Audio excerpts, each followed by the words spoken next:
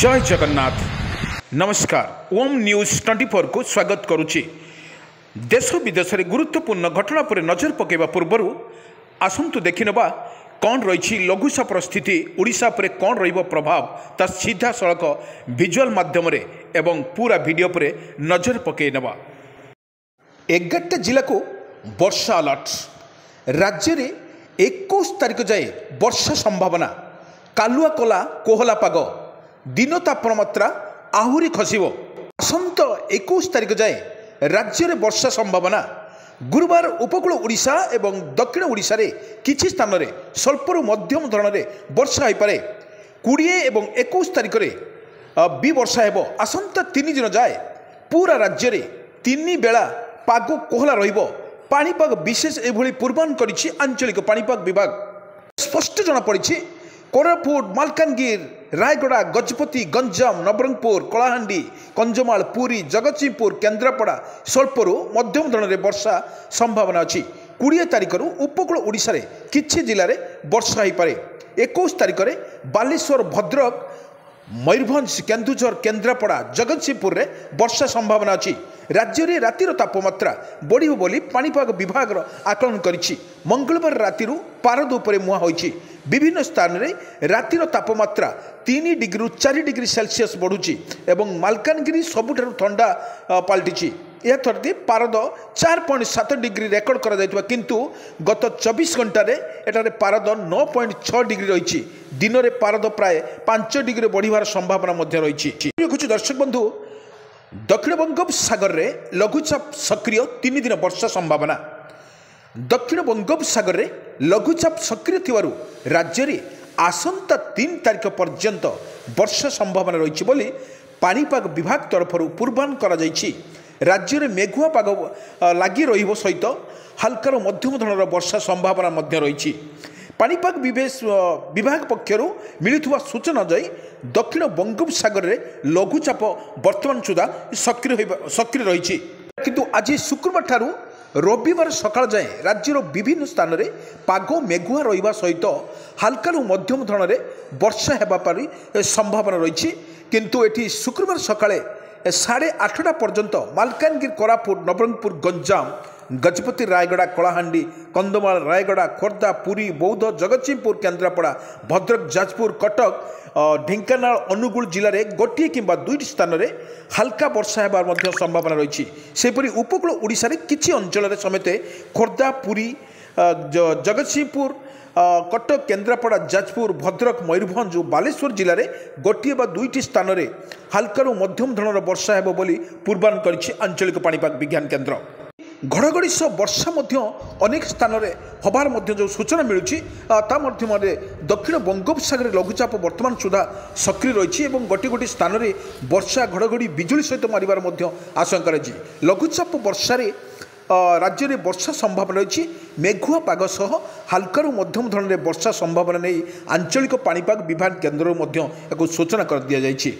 सेपटे चाषीर धान कटारे व्यस्त थे किसी चाषी धान काटी बिलरे चकड़ा पकाउथार देखा मिली। किंतु बड़ कथा एपटे वर्षा संभावना को नहीं चाषी आखिरू निद हजिला। आसंता 21 तारिख जाए राज्यर विभिन्न स्थान में वर्षा संभावना रही। दक्षिण एवं दक्षिण उपकूल समेत उपकूल ओडिशा रे किछि अंचल में हल्कार मध्यम धरण वर्षा नेबा नहीं आगामी 5 दिन पाग प्रायतः शुखिला रहिबो किंतु स्थान में वर्षा हेबार संभावना रही। 19 तारिख पाग मेघुआ रहिबो एवं बोली को आकलन करिछि। पुरी, केन्द्रापड़ा, गजपति जिले में अधिक वर्षा हेबा बोली आकलन करिछि पाणीपाग विभाग। एपर्यंत हस्तगत होउछि सतर्क रहा पाणीपाग विभाग तरफ सूचना कर दी। आगामी 3 दिन जाए वर्षा संभावना। दक्षिण बंगोपसागर लघुचाप सक्रिय रही बेले आसंता 3 दिन जाए राज्य में वर्षा संभावना रही। मेघुआ पाग सह हल्का मध्यम धरण वर्षा संभावना नहीं पाणीपाग विभाग पक्षर पूर्वानुमान कर एवं चाषीर धान कटार व्यस्त थे किसी चाषी परबड़े मुंडर व्यथरा काढ़ी एपटे वर्षा को लेकिन सबुठी हाई अलर्ट कर चाषी किपरि अदिनिया मेघ को सांग को घड़घड़ी सहित वर्षा किपरि भाव लोक चाषी मान हईराण करेंगे और लोक मैंने बहुत हईराण होता देखा मिल अंचल में वर्षा होबार संभावना रही मानक अच्छी आभ्यंतरीण जिलागुड़िक हाल्कू मध्यम धरण वर्षा हेबार पाणीपाग विभाग तरफ आकलन कर 21 तारिख हाल्कू अत्यंत हाल्का वर्षा होबार अच्छी किंतु पाग मेघुआ थिबारु सेपटे 2टी स्थान में कुड़ी देखा बोली पाणीपाग विभाग तरफ आकलन कर एपटे देखा गले जो वर्षार झिपिझिपि वर्षा चाषी को सर्वनाश करला भली सूचना पाणीपाग विभाग तरफ सूचना दी जाएगी आपण मैंने सीधा सड़क स्पष्ट चित्र देखूँ ये हूँ वर्षा कौटी कौ जिले में वर्षा झिपिझिपि वर्षा लगी रही तो केउटी काउलिया पाग कर बिजुली घड़घड़ी सहित वर्षार संभावना अच्छी आप विजुअल माध्यम देखुं ये हूँ जो वर्षा ओडिशार जो भाई वर्षा रचुची एवं ताहा किपर भाव में आपको प्रतिरोध करा चाषी या वर्षा को किपर रक्षा कर जो धानर वर्तमान समय अच्छी धान समय ये धान को अमल करने समय से अमल करने समय वर्षा आरंभ हो जाऊँगी किंतु कोटी कोटी स्थान में देखा मिली वर्षा प्राय आरंभ हो जाए वर्षा आरंभ हो थरक लघुचापर वर्तमान सक्रिय अच्छी कौटी कौटी जिले में एक लघुचापर वर्षा लगी रही धानर परिस्थिति वर्तमान भयंकर रूप नेउछि जो किए धान काटिकी बिलरे पकईलानी तो किए धान काटुची यही समय जो लघुचाप सक्रिय अच्छे लघुचाप सक्रिय फल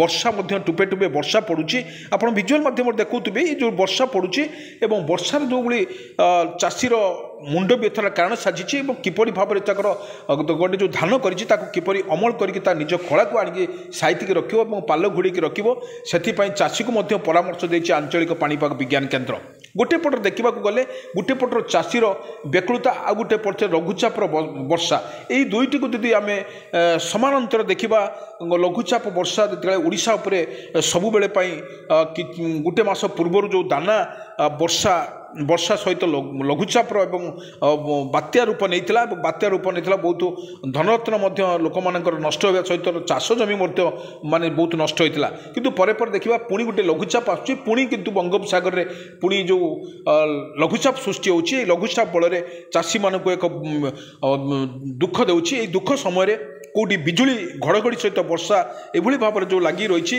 आपण मैंने सीधा सड़क चित्र देखुं वर्षार तांडव आरंभ हो जाए गोटे गोटे स्थान में वर्षा जोरसोर धरी यही वर्षा को लेकिन सरकार तरफ पाणीपाग विशेषज्ञ तरफ हाई अलर्ट कर येलो वार्निंग जारी कर चाषी को परामर्श दी जाए खूब शीघ्र धान क्षेत्र काटी खला रखा।